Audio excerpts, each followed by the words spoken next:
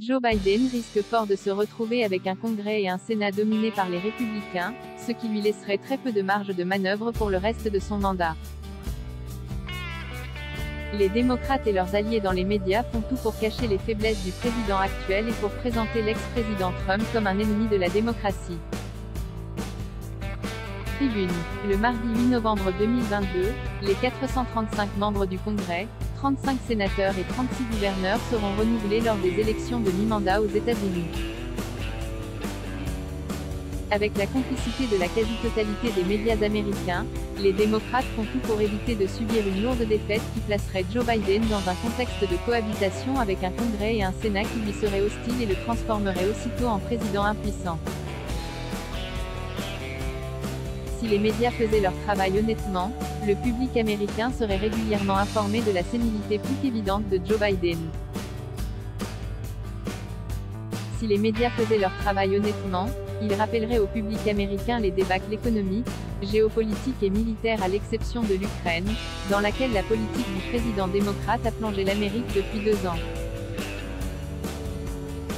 L'inflation est au plus haut depuis plus de 40 ans, les dépenses fédérales explosent pour financer des projets écologistes fumeux, les marchés financiers sont en baisse de 30%, la construction du mur à la frontière mexicaine a été interrompue et l'immigration illégale explose avec son corollaire d'insécurité accrue dans toutes les grandes villes du pays. La fuite de l'armée américaine d'Afghanistan a fortement amoindri sa capacité de dissuasion. On peut aussi ajouter le silence assourdissant de l'administration américaine face à la répression en Iran qui sévit depuis plusieurs semaines. Malgré ce biais médiatique quasi généralisé et les tentatives des démocrates de galvaniser leurs troupes en jouant sur les peurs des Américains, malgré le fait que Joe Biden ait osé qualifier les républicains et ceux qui ont voté pour Donald Trump de semi-fascistes, d'ennemis de la démocratie et des institutions américaines, les sondages prévoient une belle victoire républicaine. Pour sa part, Hillary Clinton a récemment comparé une réunion publique tenue par Donald Trump à une réunion nazie, et le 45e président américain lui-même à Adolf Hitler. Le Parti démocrate n'est plus celui de Bill Clinton ni celui de John F. Kennedy.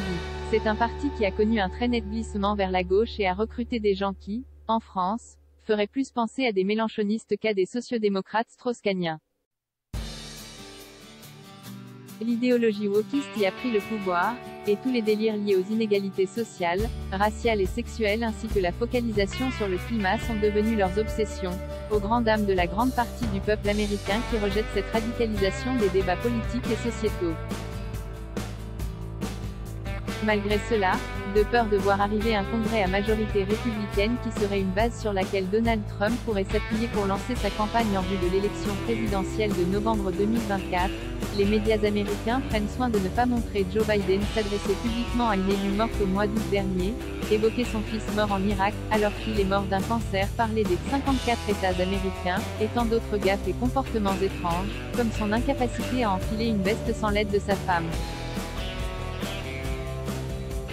Face à cela, l'électorat républicain est mobilisé, et l'acharnement des démocrates contre Donald Trump suscite de la colère.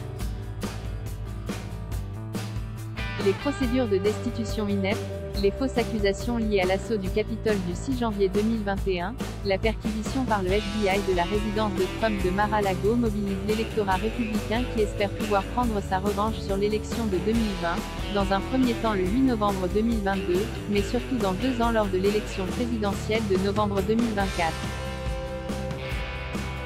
Alors, les démocrates, avec leur chambre d'écho, les médias, vont continuer à traiter les électeurs de Trump, et plus généralement les républicains, de violents racistes, d'extrémistes, de conspirationnistes qui mettent en danger la démocratie américaine. Face à cela, l'espoir de revoir une Amérique grande à nouveau, présente sur tous les fronts pour défendre les droits des opprimés, assez dissuasive pour éviter qu'un quelconque dirigeant autoritaire tente de s'emparer d'un pays voisin, renaît et se trouve dans les mains des électeurs qui ont le pouvoir de limiter les dégâts de l'expérience désastreuse, pour l'Amérique et pour le monde, de la présidence Biden-Harris.